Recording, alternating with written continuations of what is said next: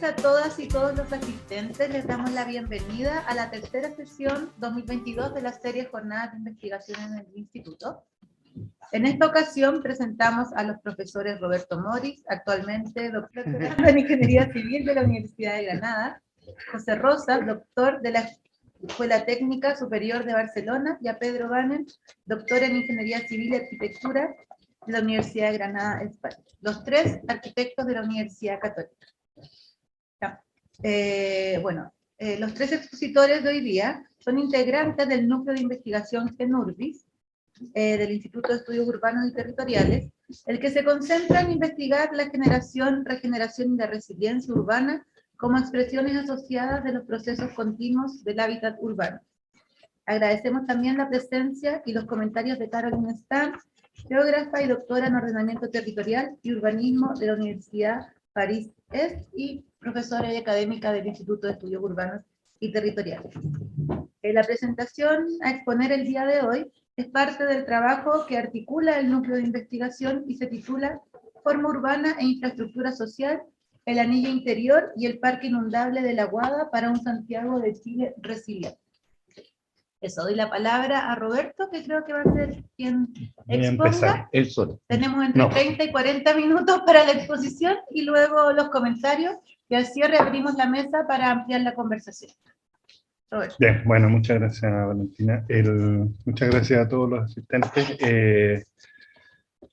Me da mucho gusto que podamos estar acá, también, no solamente porque hemos logrado constituir ya el núcleo de GENURBIS con Pepe y Pedro, sino que porque también somos amigos y tenemos la suerte también de ser académicos de la Escuela de Arquitectura, donde también en hecho de tener esta doble militancia siempre hemos intentado que los conocimientos se vayan mezclando. Y con este inicio de GENURBIS, la idea es que este núcleo, que es chiquitito de 3, realmente se transforme en un espacio mayor de encuentro, y esta presentación, que le pusimos el nombre a nuestra primera guaguita, que es el paper que escribimos en Ciudad y Territorio, Forma urbana, infraestructura social en el anillo interior y el parque inundable de la Guada para un Santiago de Chile resiliente, es súper largo el nombre, pero que quisimos que este artículo fuera fundante de una serie de trabajos que nos interesa seguir desarrollando, y que lo que nos convoca dentro de muchas cosas es esta pregunta que es como básica, que es cuáles son las bases genéticas de la ciudad de Santiago que determinarán su desarrollo sustentable y resiliencia.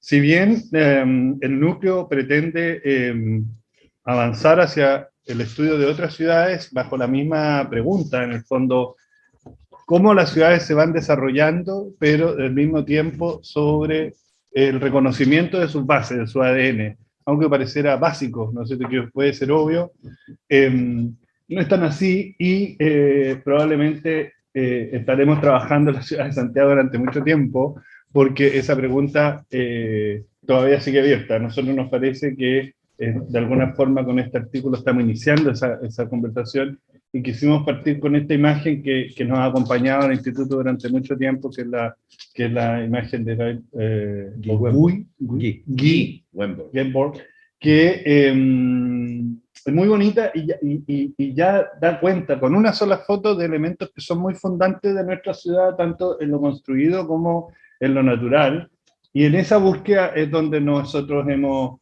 iniciado nuestras conversaciones, que además esperamos que en esta segunda etapa del núcleo aumente la participación de distintos actores. Solo como una referencia, nos parece que es relevante el hecho de que se haya podido constituir ya la Cátedra de Santiago en la Escuela de Arquitectura, que a lo mejor Pepe alcanza a hablar un poco más. Este trabajo inevitablemente está muy relacionado a la investigación que estaba haciendo Pepe, también aquí está René Strabucki, Germán Hidalgo, está la Rocío también, y ahora está Pedro participando, la Magdalena. Por otro lado, estamos por iniciar un proyecto de investigación bastante grande con el gobierno regional, que tiene que ver justamente de cómo generar el fortalecimiento de la resiliencia de la región metropolitana, en lo que es una estrategia de gestión integrada, queremos retomar el desarrollo del libro en Anillo Interior de Santiago. Ya han pasado más de 20 años del inicio y creemos que es un muy buen momento para tener una mirada retrospectiva sobre lo que ha sido esta idea y luego plan. Y también anunciar que durante este segundo periodo también desarrollaremos una serie de conversaciones que se llaman conversaciones creativas sobre resiliencia urbana. Le voy a dar la palabra a Pedro para que nos introduzca en lo que son estos atributos generadores de un lugar para Santiago de Chile. Sí. Tú me vas diciendo... Ya, yo te digo. Gracias, Roberto. Lo que vamos a hacer ahora es intentar presentar un poco la estructura del artículo, tocando algunos de los temas. El artículo se lee mucho mejor en texto y se entiende en completitud. Pues yo creo que en esa lo que quisiéramos hacer ahora es rescatar, como digo, algunos elementos clave. El primero era, al convertir este caso de estudio del Parque de la Aguada en el tema del artículo, rescatar cómo poníamos a prueba esa capacidad de dar testimonio de aquellas condiciones inclaudicables de la ciudad, y que cuando la ciudad las olvida, el lugar se las cobra. Conceptos tan ultra manoseados hoy día, digamos, sustentabilidad, resiliencia, que ya empiezan a perder el sentido. En lo fundamental para nosotros era cualquier intervención en la medida que es consciente y consecuente a las condiciones que el lugar le plantea, probablemente va a ser una intervención mucho más sana, mucho más fuerte, mucho más sostenible en el tiempo y mucho más resiliente en el caso de tener que reaccionar a algún imprevisto que siempre existen, desde muy distintos frentes. Y el caso específico de esto es el trabajo sobre, ¿no es cierto?, el Zanjón de la Aguada, que siento que en el sistema hidrográfico, ¿no es cierto?, ustedes lo conocen, es el arco que está ahí, precisamente es el que cruza más por el medio del Valle de Santiago. Y su gran particularidad es consecuencia de esta condición de nuestra estructura topográfica y la hidrográfica, que de alguna manera la replica. Si hiciéramos un corte imaginario perfectamente norte-sur, pasando por el corazón de la ciudad, en este caso está representada la ciudad del año 31 en esta sobreposición del plano de Claudio Gay sobre el valle, ¿no es cierto?, con todas sus cotas. Si hiciéramos un corte absolutamente vertical, pasa una cosa muy particular que pasa en poquísimos lugares del mundo, y tal vez es de las condiciones más importantes para la condición del Valle de Santiago, que no somos tan conscientes ni la vemos con tanta atención. Y es el hecho de que si uno, al hacer el corte imaginariamente y siguen las cotas de nivel, en el punto que les estoy planteando, dentro del plan, el que va más alto es el cauce del río Maipo.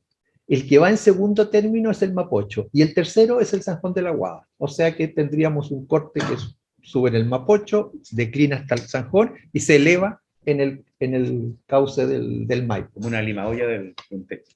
Claro, tener entonces un sistema, un valle en que en el plano el agua, en vez de andar por el bajo, circula por los altos, es una condición muy particular.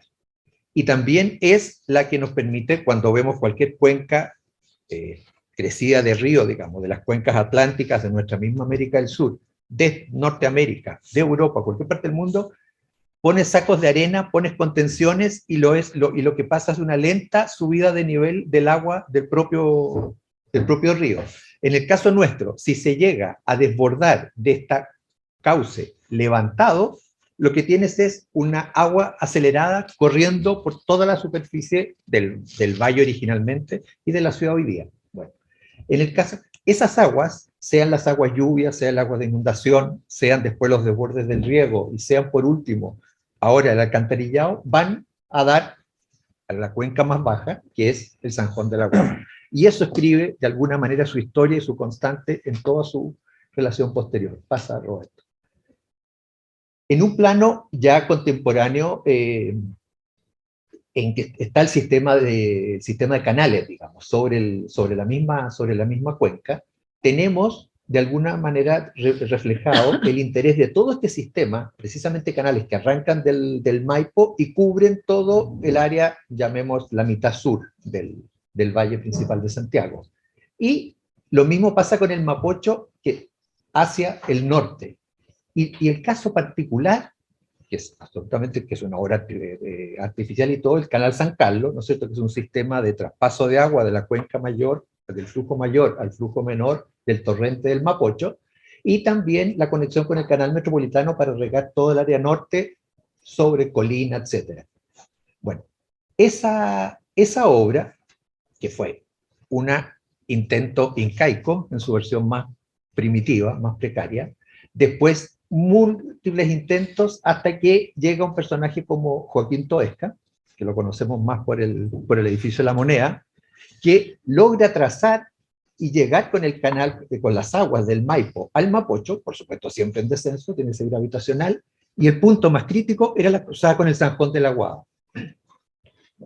Y no es el único mérito de Joaquín Toesca. Joaquín Toesca hizo los tajamares definitivos que se reemplazaron por la canalización y no se cayeron más. Todos los tajamares anteriores fueron intentos sucesivos que cada vez que había crecido el Mapocho se tumbaba. Y también, por ejemplo, resolvió el tema de la cuesta de Lo Prado, que era una cuesta que estaba a la huella para pasar a pie o a caballo, pero que las carretas no tenía trazado para bajar las carretas. Joaquín Toesca hizo un trazado y logró, o sea, de alguna manera, un personaje que conoce esas condiciones como invariantes del Valle de Santiago y que permitió, como ejemplo, esas tres grandes obras civiles, es Joaquín Toesca. Otra condición importante, ya avanzando sobre la ciudad expandida, digamos, no me voy a detener, Pepe lo va a tocar con más detención en las etapas, que es el largo tiempo que la ciudad deslinda contra el Zanjón y que le costó mucho cruzar la barrera, y no por ni la peligrosidad, el tamaño del cauce, sino que esencialmente por un tema de pendientes. Vemos la extensión general y una condición que sí mantiene este Zanjón sumido en la condición urbana de la configuración metropolitana, es una condición que llamamos, que se le reconoce, digamos, y que la plantea Roberto de su trabajo de proyecto de título, es esta condición del anillo interior, el fragmento sur del anillo y la frontera interior, que es una condición que, porque persistieron confrontaciones y solapamientos de formas de uso y de ocupación muy distintas, existe esta. Y aquí voy a hacer una nota al margen, que este concepto frontera interior, bueno, históricamente Mario Góngora lo desarrolla, pero magistralmente, y otra versión magistral más cortita, más envasada y mucho más entretenida, es la de la cineasta, la directora norteamericana Kelly Richard, que tiene una película, no sé si la han visto, que se llama First Cow, Primera Vaca. Ella está hablando de la frontera del oeste profundo americano, pero la sutileza, la delicadeza, la complejidad con que la registra una película del 2019, una película relativamente nueva, es en otros códigos, pero la situación de esta convivencia también yo creo que es muy útil para hoy día entendernos en convivir en diversidad de lo que significa esta situación de frontera, que cuando no es confrontación, sino que es realmente confluencia e interacción de complejidades, culturas y miradas muy distintas sobre un mismo territorio. Bueno, y en el avance, y lo último que quisiera destacar, es también una cita que tenemos en el texto de Robert Smithson, este autor, este artista americano, que cuando afirma: las visiones de mayor fuerza hacia un futuro posible y con trascendencia siempre se fundan y sustentan en la capacidad de indagar en la profundidad del pasado ocurrido en ese mismo lugar. Y yo creo que la gran lección de todo el proceso que sigue el Parque de la Guada es que es un estupendo ejemplo de esa capacidad de mirar, remirar, revisitar un lugar e intervenirlo con todo el bagaje de las consecuencias que significa todas sus aproximaciones anteriores. Esa sería mi. Gracias, Pepe.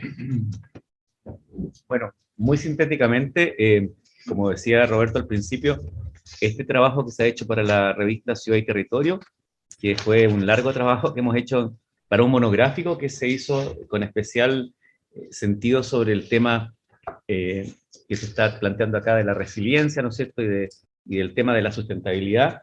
Está también incorporado al grupo que ha venido trabajando sobre la ciudad de Santiago en los últimos 5, o más allá incluso de eso, pero en los 5 planos sobre Santiago que ha estado constituido por Renz Trabucchi, que está aquí con nosotros, Germán Hidalgo, Rosy Hidalgo, Magdalena Vicuña, Pedro Banen, Carlos Silva, Cristian Saavedra y muchos otros más que en realidad han ido construyendo esta planimetría, por así decirlo, de lo que sería hoy la Comuna de Santiago y que durante mucho tiempo fue la ciudad de Santiago prácticamente hacia comienzos del siglo XX. De alguna manera, queremos como retomar algunos momentos importantes del proceso de cambio y de transformación que ha tenido Santiago en esta cuenca del Mapocho y en esta condición geográfica que ha mencionado Pedro, para situar el rol que tiene el San Juan de la Aguada, ¿no es cierto?, en esta construcción de la ciudad. Y podríamos decir que hacia final del siglo XIX, primeras décadas del siglo XX, el San Juan es alcanzado, por así decirlo, por el perímetro sur de lo que se llamaría la circunvalación ferroviaria de Santiago, el ferrocarril de circunvalación de Santiago, a una cierta distancia incluso, ¿no es cierto?, de lo que era el camino de cintura de Vicuña Maquena. Hay ahí un umbral de desarrollo bien interesante en la cual la ciudad alcanza ese sector y lo que decía Pedro con la condición geográfica, ¿no es cierto?, esta especie de lima olla de 2 techos que tienen inclinaciones diferentes, se transforma en un tema de discusión y de reflexión que ya hace el centenario y en las discusiones de Vicuña Maquena tiene que ver con cómo resolver los conflictos y las tensiones que tiene la frontera, por así decirlo, sur, interior, ¿no es cierto?, de Santiago, entre el campo externo, ¿no es cierto?, y la propia ciudad. Es una zona estigmatizada, como sabemos, que tiene una serie de problemas muy importantes y que se detonan por la inclusión en ese sector, ¿no es cierto?, de programas como el matadero del Biobío hoy día, ¿no es cierto?, la penitenciaría y otros elementos industriales que van a ser bastante deteriorantes de la situación. Adelante. Podríamos decir que también en esa misma lógica las propuestas de Karl Brunner en su primera visita en el 29, en un plan, por así decirlo, comunal de la ciudad de Santiago, posteriormente Muñoz Malushka, de la Chile, ¿no es cierto?, que también trabajaba con Brunner, y posteriormente Honor, Correa, Gutiérrez, Martínez, y finalmente Parroquia, ¿no es cierto?, van a detonar una figura radioconcéntrica, que es la que conocemos y dentro del cual empieza a quedar en una condición más que de borde y de frontera de mediana el San Juan. Adelante. Y podríamos decir que en esta última construcción de la ciudad de Santiago, con la orbital que plantea Marcial Echenique, que probablemente está en discusión, ¿ya? Es donde se acerca, ¿no es cierto?, la ciudad hacia el sur, fundamentalmente hacia el Maipo, que es la condición que ha planteado Pedro en la cuenca hidrográfica, y por supuesto hacia los afluentes del Mapocho con respecto al mismo Maipo. Adelante. Y esta sucesión de formas de la ciudad, en cierta medida, va a tener como consecuencia que el San Juan de la Aguada va a ir transformándose con el tiempo de una zona que era frontera exterior a una, eso te lo vas a ver tú, ¿no es cierto? Sí. Pero para terminar, frontera exterior a una frontera interior, a una situación bastante estigmatizada durante un largo periodo, a aparecer y eso va a ser bien importante para el proyecto, y me alegro mucho que esté Juanita Zunino, que además también ha participado en el tema del San Juan de la Aguada, y está mencionado con todos los autores que hemos trabajado, porque es una obra colectiva, que hacia los años 30, ¿no es cierto?, con la visita de Prager, va a ser un proyecto dentro del plan intercomunal de San Miguel, y va a ser parte del Llano Subercasó, va a ser el Parque Isabel Riquelme, y cosa que se va a retomar después cuando en esta facultad se asuma el desafío del Parque Inundable del Agua. Eso. Bien. Es una sedimentación cultural. Lo que queremos decir es que hay una sedimentación cultural de muchos estratos a lo largo del tiempo, y que, siguiendo lo que dice Pedro de un corte geográfico, hay un corte geológico que podría decir que este es un espesor cultural muy importante en el cual se superponen muchas capas históricas. Eso. Pedro, Roberto. Bien, bueno, tomando esa mirada histórica del desarrollo de la ciudad, que incluso tomamos estos dibujos del 99, que de hecho decía 2010 digitalmente, porque era como cómo íbamos a llegar al 2010. Cuando uno ve estos planos, se ve como bastante coherente ese crecimiento en expansión, pero si uno va a ver el correlato respecto a lo que se pensaba, lo que se quería, no hay una necesaria coherencia en lo que la ciudad fue finalmente, cómo fue creciendo y cómo fue respondiendo, hasta que llega efectivamente en el año 60, donde hoy día lo que vemos está fuertemente condicionado por lo que se planteó en los planes del 60. Pero también, tanto lo decía Pedro como Pepe, es entender que la ciudad por más de 300 años fue muy parecida, fue muy acotada, y que en su consolidación de finales del siglo XIX y principios del XX, en esta ciudad que nos mostraba Pepe, de esa frontera fue muy marcadora, tanto primero por su límite a lo rural o por la llegada al Parque La Aguada, pero también fuertemente por la infraestructura vial, o sea, ferroviaria. Y en ese sentido, cuando aparece ya la planificación desde el Estado, ¿no es cierto?, con el plan microrregional del año 60 y el plan regulador intercomunal también del año 60, que venían esencialmente desde los años 50, uno podría decir que es como se pensaba la ciudad hacia un modelo en expansión, pero relativamente contenido, con esta área de protección ambiental, siguiendo el modelo de los cinturones verdes, ¿no es cierto?, europeos, y también dándole un cierto rol a estas pequeñas ciudades satélites, ¿no es cierto?, que eran parte de esta escala regional.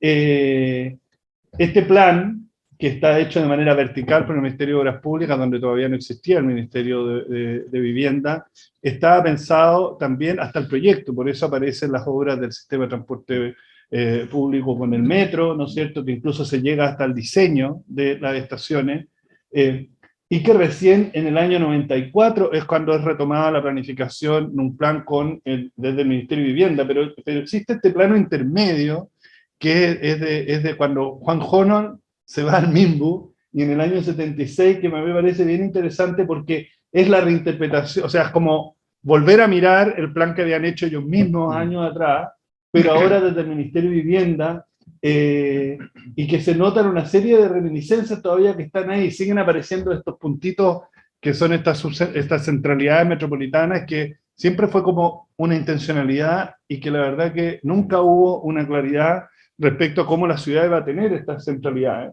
Pero también se ve con mucha fuerza, mucho más claro que incluso en el PRMS, que de adrede no lo quise poner, o sea, perdón, en el PRIS del 60, que tenemos más en la cabeza, porque esto es Honol hablándole desde el Bimbo, y con toda la zona, ¿no es cierto?, central se ve muy fuerte, pero que también es llamativo que esta zona de frontera no queda reflejada en ninguna planificación. Cuando nosotros ya nos vamos al plan que se hace en La Serena en el año 94, que es el plan regulador metropolitano de Santiago, y en su versión de la expansión hacia Chacabuco, ya el reconocimiento de ese core de la ciudad se pierde, ¿no es cierto? Siguen apareciendo estos subcentros, que además una de las particularidades, porque este es un instrumento que no es un instrumento estratégico, es normativo, pero aparecen marcadas las centralidades como una intencionalidad que no es normativo, y siempre ha estado ahí. Entonces, esa mirada desde la planificación habla de una intencionalidad, incluso en el año ya 97 toma cuerpo el desarrollo urbano condicionado, que venía de la política del año 85 como una idea de nuevo, pero el condicionamiento se ve en la periferia, no se ve dentro de la ciudad. O sea, sigue siendo un cierto desafío decir, oye, pero hacia el interior, ¿cómo pudiéramos tener un desarrollo urbano condicionado, intencionado?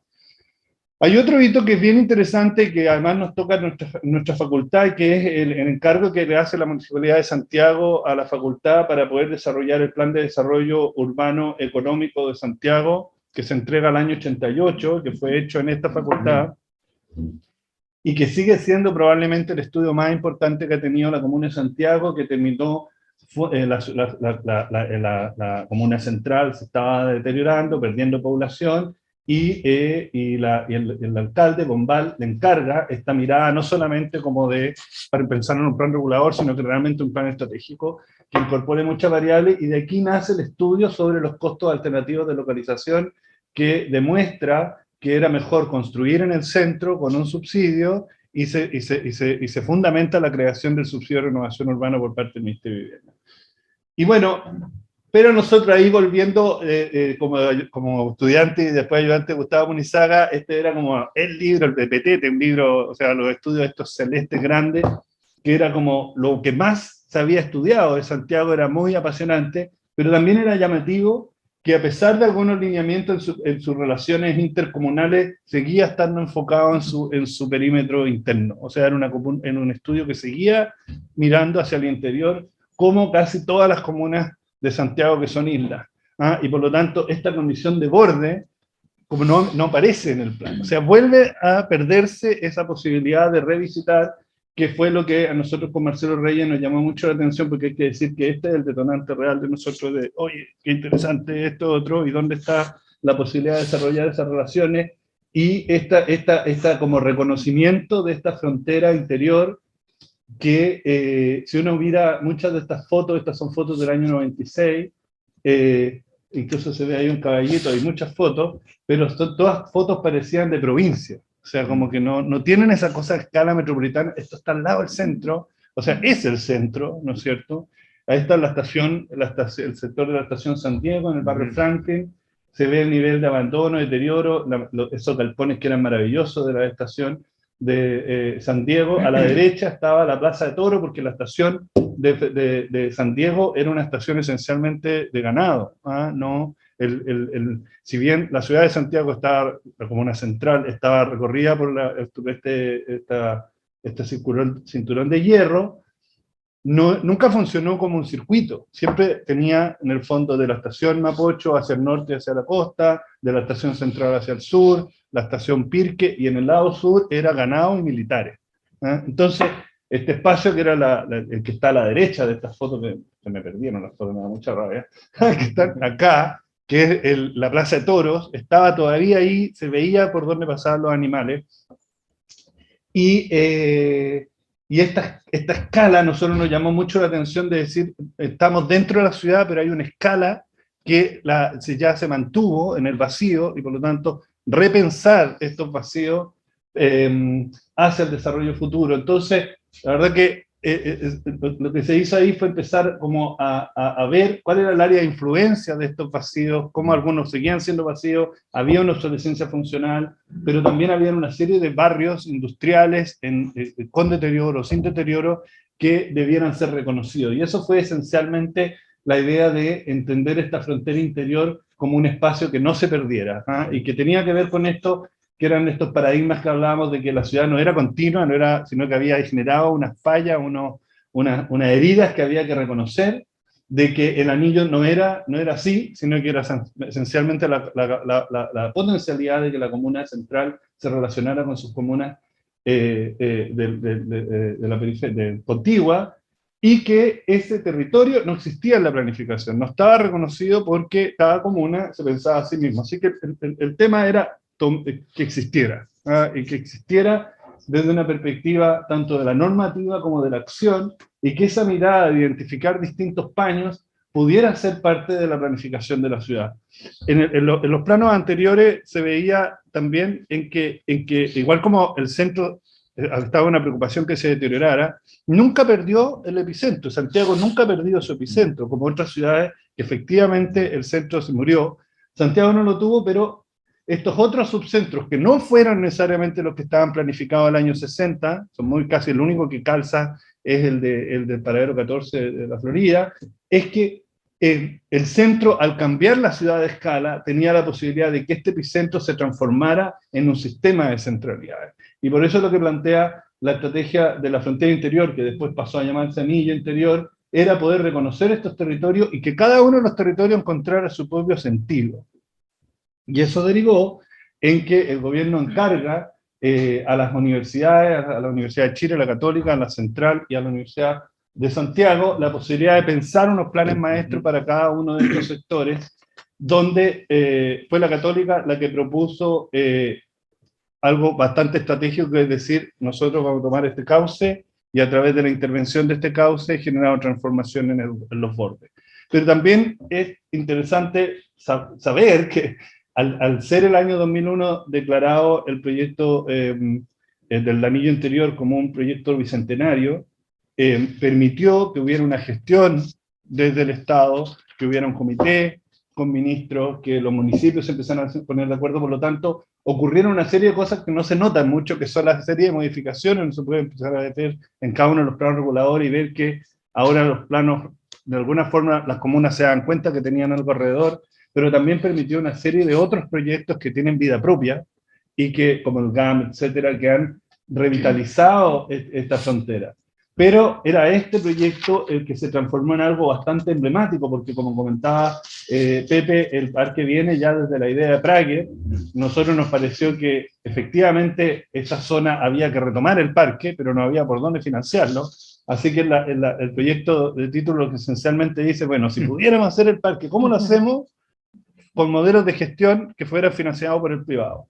Que de hecho, nunca se habla mucho de eso, pero esa era la esencia, de que en el fondo tratemos de sacar el parque con las condiciones que habían a finales de los años 90, pero cuando viene el 2001 y se hace el espacio para poder tener este desafío del Bicentenario, la Católica propone esto de transformar el parque, en vez de que fuera un tubo, que fuera para resolver este problema hidráulico que comentaba Pepe, o sea, Pedro y Pepe, que se inundaba esta zona, estaba estigmatizada, esta idea de poder transformar esto en un parque como en una infraestructura social realmente que pueda a través de su recorrido afectar una serie de otros territorios.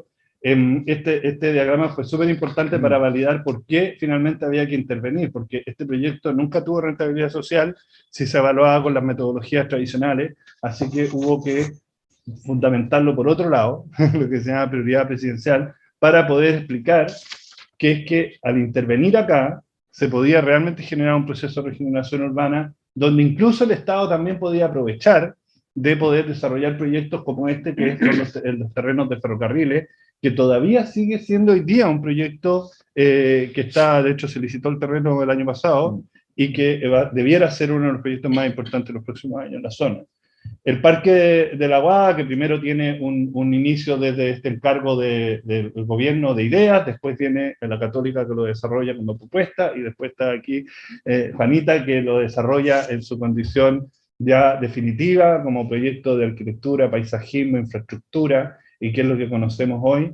Si bien no está desarrollado en todas sus etapas, como esta parte, ¿no es cierto?, que dan muchas ganas que se haga, que es el sector de San Joaquín, ya esta es la parte que realmente como que cambió la percepción de este territorio, que hoy día se llama Parque Inundable Víctor Jara. Aquí a la derecha está el terreno de ferrocarriles. También es uno de los desafíos, como se ve ahí, esta es una foto del año 99, en que está el terreno de la faja vía, ¿no es cierto?, que se ve de ferrocarriles. Ahí debería ir la calle Bicentenario, la calle Centenario, para que vean lo antiguo que es el proyecto. Pero hoy día, realmente, el nivel de transformación que ha tenido la zona y el potencial de transformación que tiene hoy día, teniendo el parque ya funcionando, teniendo terrenos públicos, hay un proyecto de regeneración urbana, transforma probablemente esta zona en una de las más dinámicas. Especialmente hoy día no hay gente de la Municipalidad de Santiago acá, pero hay tanto la Municipalidad de Santiago como San Joaquín están viendo justamente oportunidades de intervención de esta zona, que ya el sector privado las abordó, como ustedes ven. Aquí está el encuentro de Vicuña Maquena con Carlos Baldovino, en que aparecen estas torres gigantes. Pero también está el proyecto de la fábrica Yarur, un proyecto muy interesante. Y solo pensando ya en el futuro, antes que se tomara la propuesta del anillo interior como un plan estratégico, solamente si uno iba sumando las cosas ideas sueltas que habían ido apareciendo, uno podía construir este mapa de iniciativas, que incluso ahí aparece el Parque de Prague, ¿no es cierto? Algunas cosas que se construyeron, otras que no. Hace poquito María Ignacia Cisternas hizo una segunda revisión hoy día de proyectos actualizados en las zonas que están cambiando, y yo creo que eso es un poco con lo que queremos terminar, que es que este genurbis de la ciudad, el futuro de la ciudad, tiene que ver con el cambio de escala, y de que no es volver hacia el interior, sino que entender el rol que tiene la ciudad en su escala metropolitana e interregional, donde el centro no debiera perderse en la estructura normativa, que es la que un poco caemos siempre en la practicación, sino que empezar a considerar otras variables, como la otra vez hicimos un ejercicio que le preguntaba, ¿de qué plano es este? Y nadie lo conoce este plano porque es un estudio de riesgo, que no es solamente agua, sino que por lo tanto esa escala múltiple es la que en el fondo tenemos que reconocer, y por eso esta especie como de vuelta al centro no es con una cosa romántica, sino que es en una esencia como parte de la estructura intrínseca que tiene la ciudad, que probablemente esa sustentabilidad y resiliencia que buscamos tiene que ver con reconocer también estas áreas centrales en una reinterpretación permanente. Eso. Muchas gracias, Roberto, Pedro y Pepe. Ahora damos la palabra a Carolyn Stam para que haga los comentarios y luego abrimos la mesa.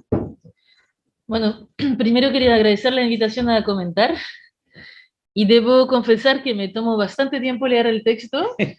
Es un texto muy denso, que es a la vez un texto de historia, de geografía, de planificación, de arquitectura, de diseño urbano también, tiene muchas facetas, y por eso también es un texto muy rico, pero son muchos textos en un texto. Así que eso como primer elemento, pero me pareció leyéndolo justamente que respecto a lo que hacemos nosotros en el Instituto de Estudios Urbanos y Territoriales, es como un buen texto de entrada para entender justamente la complejidad de trabajar la ciudad, y en el caso de Santiago, claramente lo es por ser una metrópoli tan compleja y con tantas dinámicas complementarias y también contradictorias. Así que eso como primer acercamiento al texto. En cuanto al caso de estudio, me pareció muy interesante el tema del Zanjón de la Aguada. Yo conocía mucho más el sector del Zanjón entre la Florida y Macul, que es la parte más conocida, ¿no? Donde cuando hubo el aluvión en el 93, es la parte que se inundó, es la parte también del canal del Zanjón que se entubó, así que ya no hay Zanjón en ese sector.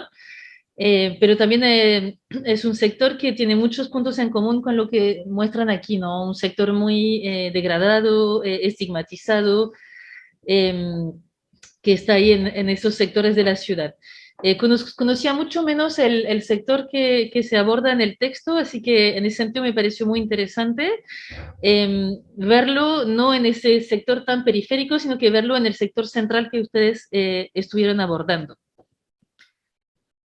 En cuanto a los temas, hay algo que me llamó mucho la atención y también porque probablemente es el enfoque que yo desarrollo en mi trabajo, que es el tema que está muy transversal en todo el texto, de la desigualdad ambiental. Y de la injusticia ambiental, que no se dice completamente, se habla en momentos de justicia social, pero no se habla de la injusticia ambiental. Y creo que ahí hay algo que me parece muy acertado del texto, y de hecho copié una frase que quería leer y que creo que es bastante clave. Dice, y estoy citando: hoy la ciudad tiene aún mayor necesidad de aprovechar sus áreas pericentrales como parte de un modelo de desarrollo que recupera sus territorios deteriorados como elementos centrales de una generación reparatoria de la segregación que afecta a la ciudad.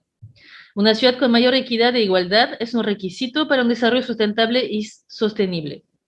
Y ahí me parece un tema clave del texto y del acercamiento a este sector de la ciudad, es justamente pensando en esta articulación entre frontera, también no man's land, ¿no? Este intermedio, intersticio que no está planificado, como decía Roberto, pero que también, como se decía antes, fue un poco una frontera que costó tiempo en que la ciudad lo pasara, que también tenía la maestranza, el matadero y otras infraestructuras negativas, como también abordar este espacio es simbólico justamente de cómo enfrentar este desafío que tiene Chile y Santiago de reparar, no solamente de evitar que se contaminen nuevas zonas o de que nuevas zonas sean estigmatizadas, sino que cómo abordar zonas que lo han sido durante décadas, hasta más en este caso, a través de proyectos. Así que hay como una articulación muy interesante en el texto entre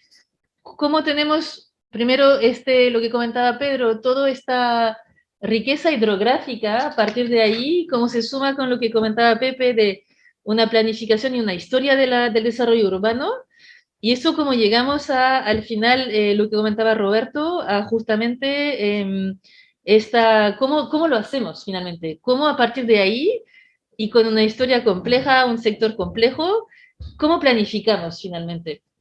Así que es bien didáctico esta articulación, porque no, o sea, y por eso es complejo también, porque hay muchos elementos, desde lo geográfico, lo geomorfológico, lo histórico, lo urbano, para llegar a cómo planificar un espacio así. Y eso me parece que es como el punto clave del texto, porque planificar justamente reside en esa dificultad de articular todo esto que viene antes, que en general cuesta mucho recopilar, pero que es fundamental, y eso el texto lo muestra muy bien, que uno no puede solo llegar y plantear una idea, sino que justamente todas estas capas, de hecho se habla de palimpsesto en algún momento, como todas estas capas se suman para llegar a ver qué hacemos hoy y cómo lo hacemos. Y ahí en el texto hay mucho más detalles justamente del proyecto urbano, de la articulación entre los proyectos hidráulicos, proyectos de movilidad y proyectos de diseño, y cómo también esta experiencia es una articulación entre estos tres ámbitos, ¿no? El MOP con la ingeniería hidráulica, el tema de la movilidad y los planes de transporte, y el proyecto más bien de parque, cómo los tres, se hace una versión social de los tres, y cuál es la innovación ahí de tratar de pensar no en sectorial, sino que en integral, en este caso.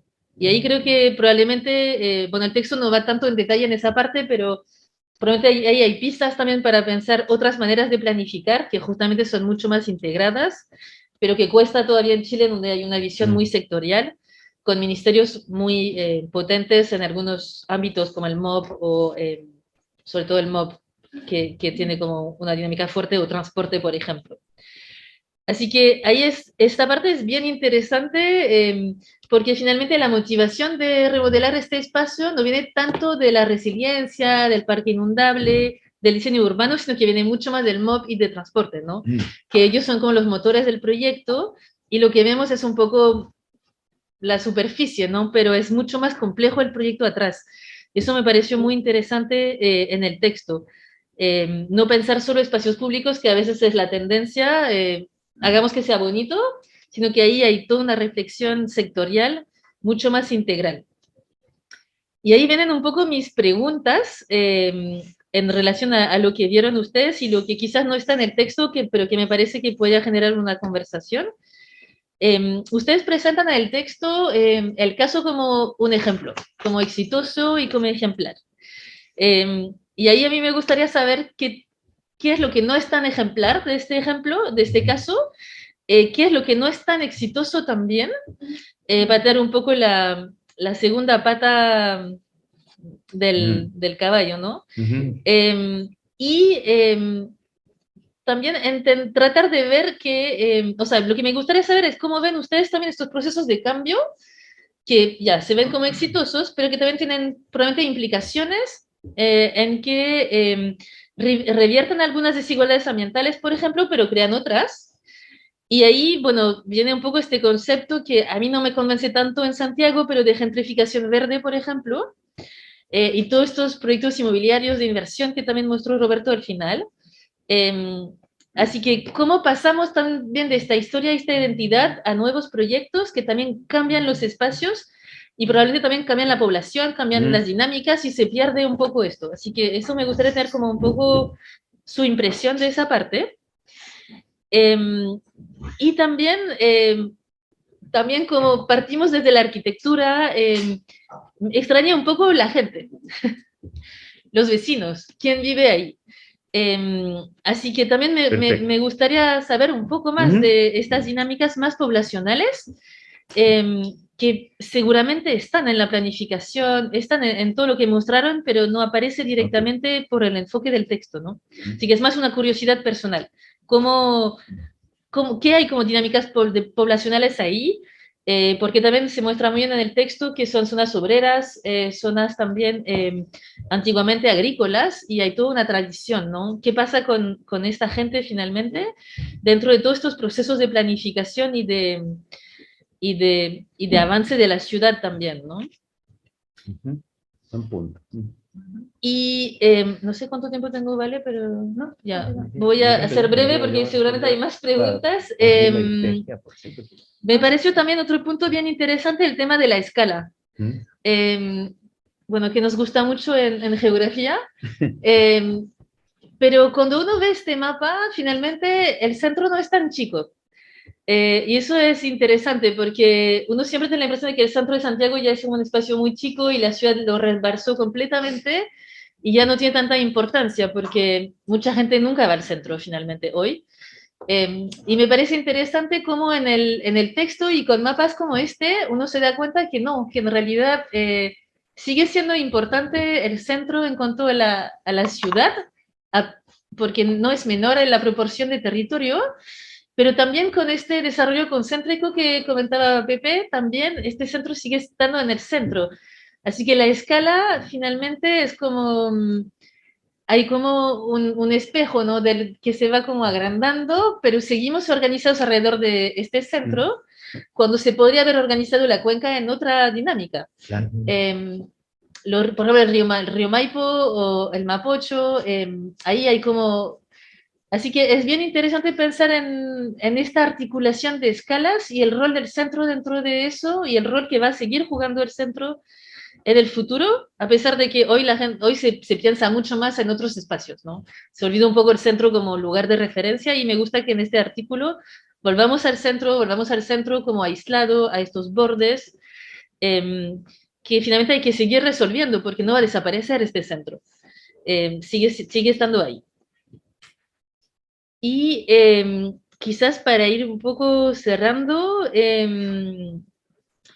me gustó mucho que haya fotos ahí, porque en el texto no hay ninguna foto, y quería ver fotos del lugar, porque yo creo que es complejo imaginar este espacio cuando uno lo lee, porque se ve que tiene tantas dimensiones que a nivel mapas siempre como uno queda muy arriba.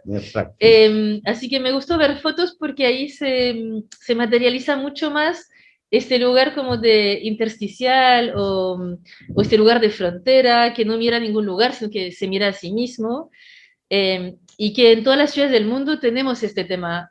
Yo soy francesa y en París tenemos el tema donde estaba también la línea de ferrocarril, que es el anillo alrededor de París intramuros, que también se está trabajando actualmente y que tiene un poco esta misma dinámica, aunque está mucho más encajonado, pero es un tema recurrente en las ciudades occidentales. Así que me gustó ver la foto porque uno ahí como que lo ve mucho más concretamente, este lugar donde no hay nada finalmente, sino que es como un vacío que también en este caso se inunda, así que ahí no voy a comentar mucho, pero el tema de la resiliencia, infraestructuras verdes, también me parece muy interesante, porque es la tendencia también en contexto de cambio climático, pensar en esto, pero también no olvidar que, y eso también me gusta del texto, que no hablan del río Mapocho, hablan del torrente Mapocho, porque hay mucha como falsa idea sobre el Mapocho, por ejemplo, el Mapocho navegable, sino que el Mapocho efectivamente es un torrente que nunca va a tener agua todo el año, se necesitan muchas obras para tener agua todo el año, y eso también es algo que, el tema de gestión de aguas, que me parece importante, y como lo comentaba también Pedro, las aguas están separadas en Santiago, o sea, hay aguas servidas, aguas limpias, por eso no hay agua en todos estos canales, porque hay una separación de los regímenes de agua superficiales, que complejiza aún más pensar estos espacios. O sea, es difícil, no va a ser el río Sena nunca el Mapocho. Y eso creo que es interesante porque ha habido muchos proyectos que piensan el río Sena el Mapocho. Y el Sanjón tiene también sus especificidades y el Maipo también. Así que ahí me gustó esta particularidad y estar bien precisos en usar eso de torrente para poder también pensar de manera más correcta estos espacios en relación con su con su perfil más hidrográfico. Eso, con eso me voy a quedar, pero aprendí mucho leyendo el texto, me surgieron un montón de ideas, un texto que abre muchas pistas, y eso, así que muchas gracias. Gracias a ti, pues, Carolina. Bueno, yo le había pedido un poco la palabra, solo porque me tengo que ausentar, como les dije, a las 2:10 tengo una conferencia, y bueno, agradecer a Carolina esta súper precisa reflexión que suponíamos que le iba a hacer, que por algo mismo nosotros pensamos en ti, y te agradecemos que hayas asumido este desafío, y de verdad que nos ilustra muchas cosas, sobre todo aquellas cosas que tú te preguntas por qué no están, o cuáles son las cosas que nosotros consideramos que son así. Yo quiero concentrar y dejar después a Roberto y a Pedro con más tiempo en algo que es re importante, que tú planteaste. Primero, contextualizar que cuando nos invitan a hacer este artículo, en este monográfico, llegan a nosotros en el fondo por muchas cosas, pero particularmente por querer colocar en la discusión internacional un caso paradigmático, por así decirlo, como querían ellos, de una operación que se haya hecho en Santiago. Y de alguna manera, por distintas circunstancias, nos pareció que era súper importante colocar este proyecto del San Juan de la Guada y el Anillo Interior, que curiosamente tiene una larga historia, y en la cual incluso tenemos un grupo que se llama Anillo Interior de la Guada, o San Juan de la Guada, ¿no es cierto?, en el cual participamos, y están muchos de la gente que le ha dado forma a esta idea. Entonces, nos pareció interesante el desafío de colocarlo, y por eso es que quizá tiene esa cantidad de lecturas, ¿no es cierto?, como tan superpuesta. ¿Qué es lo que no es tan ejemplar? Yo diría, personalmente, no sé qué piensa Pedro y Roberto, pero fundamentalmente, o que no es tan exitoso, es que no tomó cuerpo una de las ideas que se mantuvo aquí en la dirección de lo que era la CEREX, que era un gobierno, o sea, una gobernanza intercomunal. Es decir, nosotros hicimos una propuesta con un grupo, Paola Lar, Sonia Rey, etcétera, una serie de personas en ese momento, que era cómo articular las normativas de la Comuna de Santiago con respecto a las comunas periféricas del sur. Y ese trabajo se hizo muy, muy, muy potente, se hizo con participación ciudadana, fue bastante anticipado. De hecho, trabajó esta empresa Arnelo con el esposo, no me acuerdo ese nombre, que trabajaron sobre todo los temas de participación ciudadana, y se trató... ¿Ah?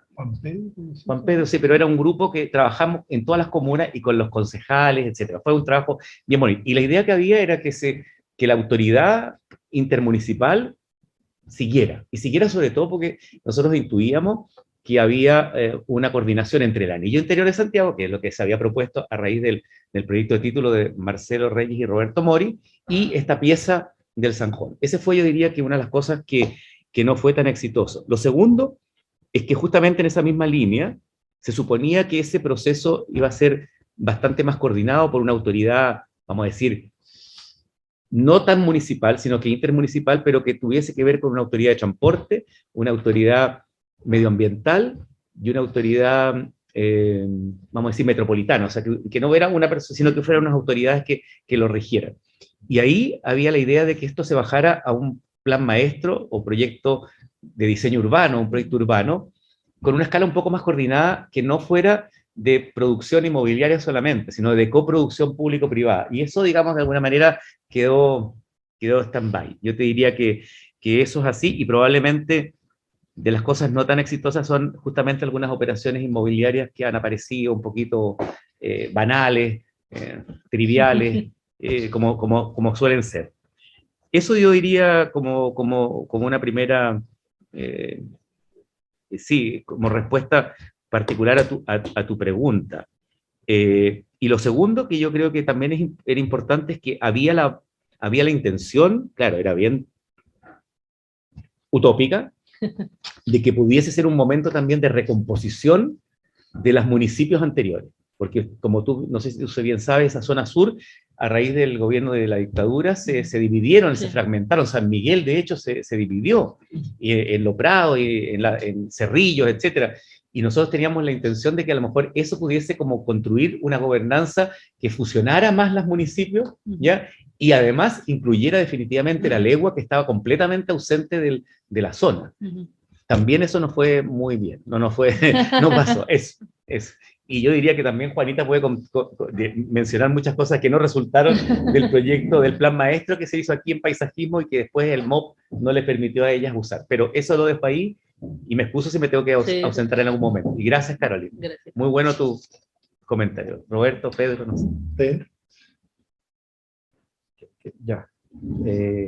Bueno, sí, también me sumo al agradecimiento de los comentarios, de la visión general y también, que yo creo que ya por sí, ante la pregunta ya es interesante, digamos, cómo planteas otra lectura de lo mismo que intentábamos hacer, y eso ya es desafiante. Y después ya llevado a lo específico, de alguna manera, las preguntas que lanzaste lo deja más concreto. A ver, no voy a intentar contestarlas todas y voy a cambiar no voy a contestar las mismas que planteó Pepe. Me interesa, por ejemplo, el tema de la escala, de que he visto a través del trabajo, de alguna manera, el centro no es tan chico. Entonces, claro, y es muy cierto, uno no lo tiene tan evidente hasta que tú no lo dijiste, pero sí la pregunta es cómo, qué sentido desde ese tamaño tiene ese mismo centro, y ya para la metrópoli, digamos, no para la comuna.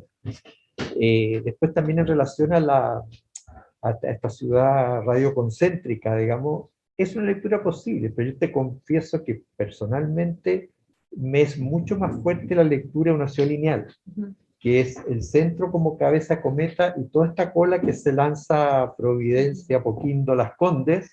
O sea, la intensidad urbana de esa wincha no tiene comparación en el resto del país, digamos. O sea, entonces, ¿cuánto es radioconcéntrica en la apariencia y cuánto es radioconcéntrica en el alma? Claro, ¿cuánto es lineal? Y eso también, digamos, entender cómo están jugadas las fuerzas te ayuda también a pensar cómo construyes la imagen de ciudad, de metrópoli ya hoy día, que se quiere perseguir. Y creo que una de las cosas más interesantes de lo exitoso del ejemplo es de alguna forma la conciencia de la oportunidad de este anillo. Pero por otro lado, también es la oportunidad de decir cómo queremos, con algún sentido, sumar fuerzas, en un sentido que sean coherentes, que potencien al máximo sus energías, sus efectos positivos, y que apelen de alguna manera, tú dices, y con una clara conciencia de generar una justicia urbana como horizonte. No sé cuánto se pueda avanzar. Entonces, si es lineal, ¿significa que se juega en una línea o es una estrategia? Entonces, la estrategia para, de alguna manera, hacer un territorio más justo es generar nuevas centralidades, que es la teoría del PRIS del 60, de los subcentros, o es generar que el cometa no tenga una sola cola, sino que está dando señales, y Puñamaquena es otra, que tenga 2 o 3 colas, digamos, y tú digas que el gran territorio urbanizado va a alimentarse a estas avenidas neuronales, digamos, que no es una sola como es hoy día, que es lo dramático. ¿Y cuánto va a durar el centro? Porque uno también dice, sí, fantástico, ha durado hasta ahora, pero ya, por ejemplo, le aviso que el Banco Santander migra del centro, nos queda el Banco de Chile y el Banco Estado, como las sedes centrales. Estamos a un paso de irnos a estos centros históricos latinoamericanos, digamos que, claro, como Lima, que queda el Ejecutivo en el enclave, un poco así como dando testimonio, o realmente hay una manera de pensar esta estructura completa. Y la gran pregunta, si es una gran ciudad o son muchas, digamos, también está rondando. Yo voy a retomar el último punto de Pedro respecto al tema de la escala y del centro, que es que yo creo que es un poco la mezcla de lo que nos queda, de que necesitamos un sistema de subcentralidades metropolitanas, pero que dejemos de estar mirando el centro. O sea, de hecho, uno de los temas por los cuales le pusimos generación, regeneración y resiliencia es porque también tenemos que pensar cómo la ciudad va a crecer en expansión, pero bajo la lógica que no tengamos que estar reparando necesariamente después. O sea, y en ese sentido, yo creo que el tema de los distintos elementos lineales, por ejemplo, una cosa que estamos trabajando, yo ahora voy a Pirque, terminando acá, es porque justamente hay otras áreas en donde tienen que trabajar en conjunto. San Bernardo, La Pintana, Puente Alto, Pirque, es un subsistema. Y por lo tanto, eso es otra ciudad. Tiene que dejar de estar mirando la comuna de La Pintana, ha estado esperando que le llegue el metro, cuando en realidad lo que se necesita es potenciar el Santiago Sur y que la ciudad realmente llegue al Maipo. Vivimos en una ciudad que es del Maipo, pero no llegamos al Maipo. Lo cruzamos de nuevo. Y yo creo que por eso son las dos cosas. Es un sistema de subcentros metropolitanos, pero también de entender estas alamedas, que lo tenemos en otra presentación, que efectivamente son las grandes alamedas, que necesita Santiago. No necesita todo llegando al centro. Hay otros dibujos que le hemos planteado también a La Pintana, que es mirando la cordillera, mirando al sur. Olvídense del centro. Si en el fondo ya la ciudad es suficientemente potente y pasó por la línea del metro que se fue de Puente Alto hacia el oriente y en el fondo subsuelo, soterrada en la zona rica, a nivel en la zona intermedia y en viaducto en altura en la zona pobre. Eso no puede ser. ¿Dónde explotó el estallido social con mayor fuerza? Justamente en esta área en que hay una tremenda inequidad en los recursos que el Estado ha gastado. Por lo tanto, tiene que ser reflejo la ciudad en que el gasto vaya en función de una mirada integral, pero que reconozca estas particularidades, y por eso yo creo que la idea del anillo, de la asociatividad, y con eso voy a tomar lo que planteaba Pepe, que cuando tú dijiste qué es lo que ha fallado, es justamente esa mirada de asociatividad que estaba en la esencia de la propuesta, y que de hecho la propuesta desde la frontera era un proyecto de intercomunalidad. Lo que pasa es que probablemente en ese momento una de las cosas buenas que hizo que el proyecto se detonara es que se interesó el presidente, porque a lo mejor Chile era para que, en ese momento a lo mejor era la única forma, pero si uno va a leer la tesis se da cuenta que hablaba de la Intercomuna 10 porque era tomar una estructura que habían armado los alcaldes ya, pero que no había funcionado tanto, decía, ocupemos la Intercomuna 10 para que se genere una estructura intercomunal. Y claro, pero la cosa funcionó por el lado presidencial. De hecho, los primeros, cuando se estaba recién planteando la estrategia, yo estaba súper en contra de que fuera vertical, pero a lo mejor era la única forma. Y claro, fue espectacular, quedamos todos contentos cuando Lago se motivó y funcionó, o lo que comentaba después, que el proyecto tenía rentabilidad social bajo la lógica de aprovechemos lo vial, áreas verdes, lo hidráulico, pero las metodologías de ese tiempo no lo permitían. Entonces, claro, si la metodología no lo permite, entonces no tiene rentabilidad social. Y fue gracias a que se convenció a la presidenta después de echar a andar el proyecto. Y hay que decir que el MOB fue el primero que no quería que hicieran el proyecto. O sea, si hay alguien que hoy día el que está más feliz con la DOH es el MOB ahora. Entonces, yo creo que eso hay que tener esos aprendizajes. Yo creo que el futuro de esto tiene que ser intercomunal. O sea, y ahí es donde tú preguntabas dónde están las personas. Obvio, porque este proyecto fue completamente vertical desde la presidencia. Y por eso después, todas las siguientes partes, que es los planes seccionales que venían, que eran planes maestros por parte, el único que se alcanzó a implementar como tal es el de Mapocho La Chimba, que tiene una asociatividad y todo, pero que de nuevo quedó en el camino, porque no es parte de la cultura, no hay cultura de colaboración. Entonces, eso es con la comunidad, y por eso es como que nosotros creemos que, porque además ya está pasando, o sea, ahora ni siquiera, porque uno ve a las comunas y están con un montón de proyectos, pero ahora el modelo tiene que ser varios modelos, varios lugares inventando su forma de trabajar, pero es con las comunidades. Por eso yo creo que hay como que valorar lo que pasó, bien, pero ahora tiene que venir otra cosa. Muchas gracias, Roberto. Ahora, en honor al tiempo, vamos a recoger 3 comentarios o preguntas.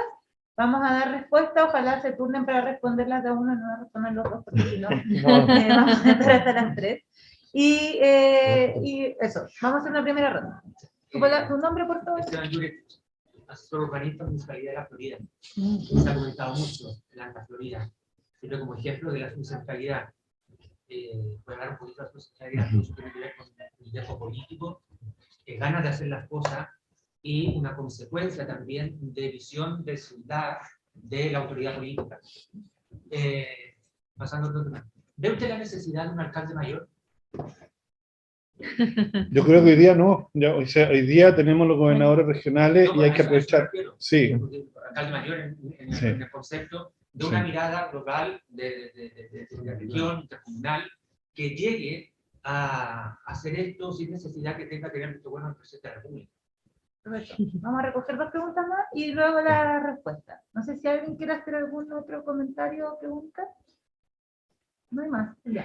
Entonces, yo creo que lo que hay que reforzar es la institucionalidad actual con los gobernadores, con el gobierno regional. Creo que sí, yo también estoy asesorando al gobierno regional, así que tengo que decir eso. No, es porque creo efectivamente que es así. Creo que lo que sí es un modelo no vertical, no es de nuevo el modelo Londres, con un alcalde que de hecho después pesca algunos municipios y otros no. Yo creo que el modelo es completamente desde la asociatividad intercomunal. Yo creo que es un gobernador que facilita el trabajo desde las comunidades.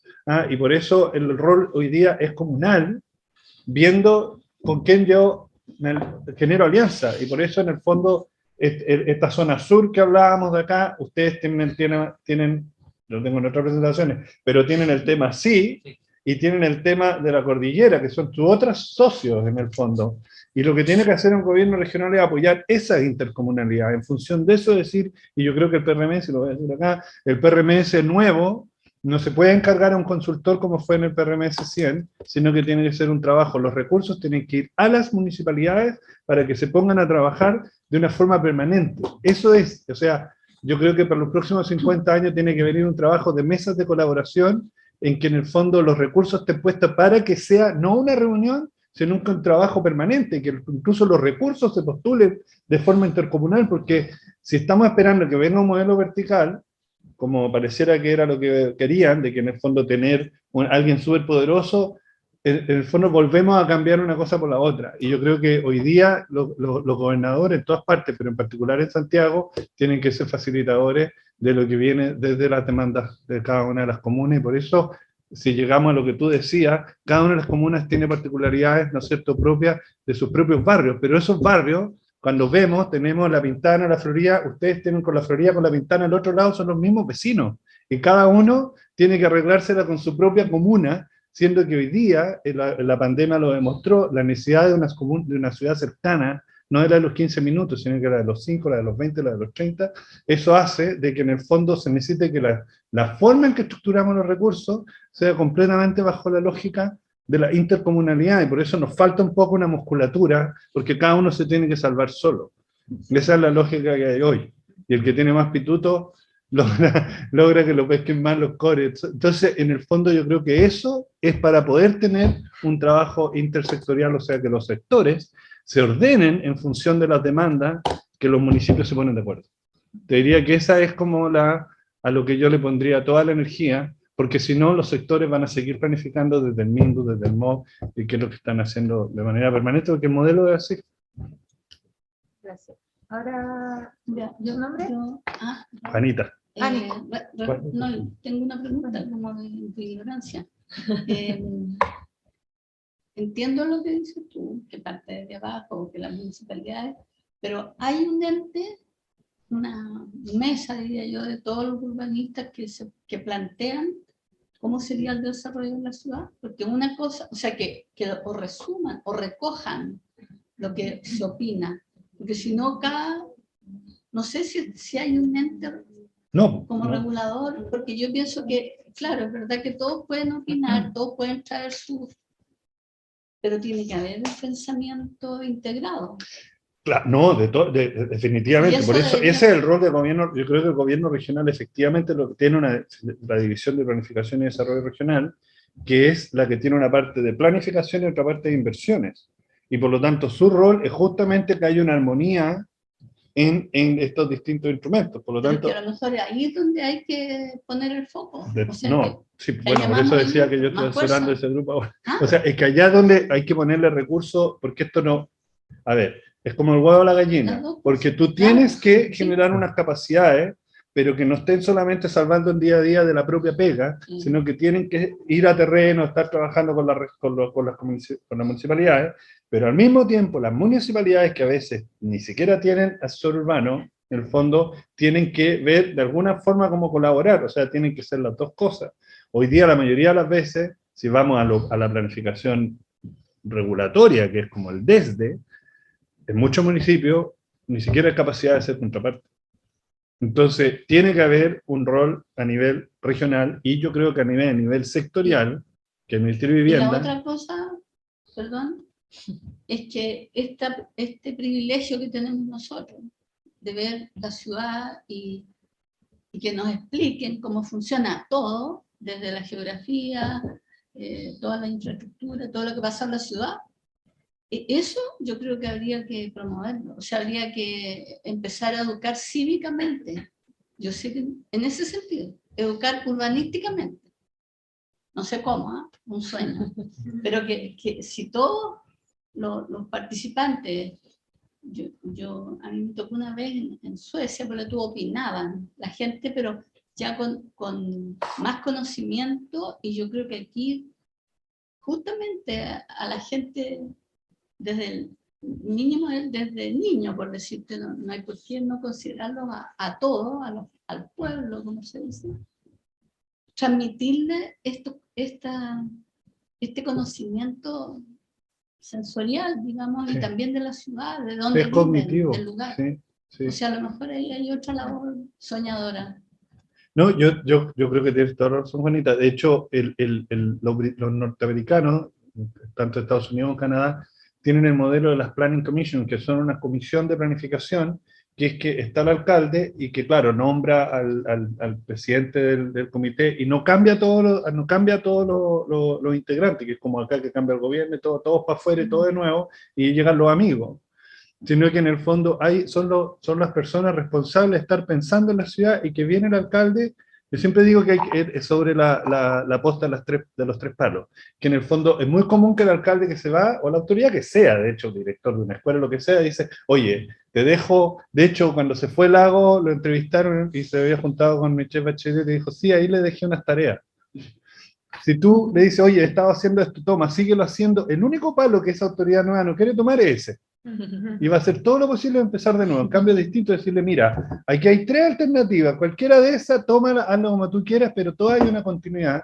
Y yo creo que eso es lo que necesitamos, que hayan recursos para que esas planning commission estén a nivel intercomunal, porque tampoco se va a poder hacer empoderar cada una de las comunas de a uno, es volver a crear más islas, unas con más fuerza que la otra. Y lo que realmente se debería hacer es que estas intercomunalidades sí tuvieran un equipo que pudiera estar apoyando esa mirada durante periodos más largos que los alcaldes. Porque si no, cada uno hace lo que le interesa en su cajita. Y en realidad lo que se necesita es una cosa más permanente. Así que yo creo que es como una situación intermedia. Si yo pudiera realmente poner recursos hoy día, la única cosa que haría es esa. Pero no los tengo. Si no hay más comentarios, agradecemos la asistencia a la conversación, agradecemos a los expositores como parte del núcleo GENURBIS, agradecemos la asistencia de quienes asistieron y les cuento que quedan 2 jornadas de investigación este semestre que se continúan el próximo semestre a partir del mes de octubre más o menos.